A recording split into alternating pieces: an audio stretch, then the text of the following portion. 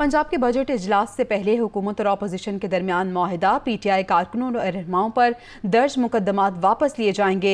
Budget से कबल IG Punjab advisory committee के सामने पेश होंगे। ज़राए ऐसा बता रहे हैं। बिजनेस एडवाइजरी कमेटी में मुआहिदे की तफसीलात लिख ली गई हैं। हुकूमती टीम मुआहिदे पर तकसीम। हुकूमती रुकन खलील ताहिर सिंधु एडवाइजरी कमेटी से वॉकआउट कर गए।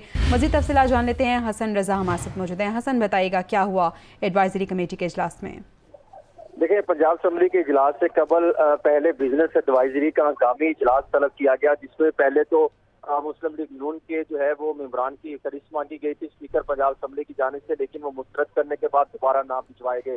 जिसके बाद पंजाब असम्बली की बिजनेस एडवाइजरी कमेटी में माहौल उस वक्त तल्ख हो गया जब जो है अपोजिशन जमात की जानिब से ये कहा गया कि हमारे पर जो गिरफ्तारियां छापों मुकदमात किए गए थे उनको खत्म किया जाए, और गिरफ्तारियों और मुकदमात के मामले में बिजनेस एडवाइजरी कमेटी का माहौल कशीदा हुआ।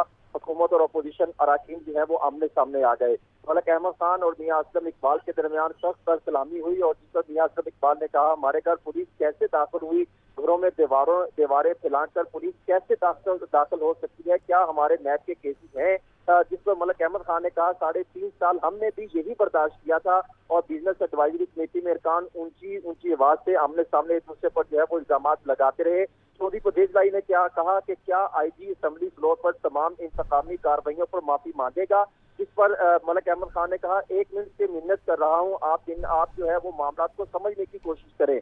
तमाम सारी इख्तलाफात के बाद मामला यहाँ तय पाया है कि कुछ शराइत तय कर ली गई हैं, जिसमें पंजाब भर में तमाम तरीके इंसाफ के कारकुनों रहनुमाओं पर दर्ज होने वाले मुकदमात वापिस होंगे।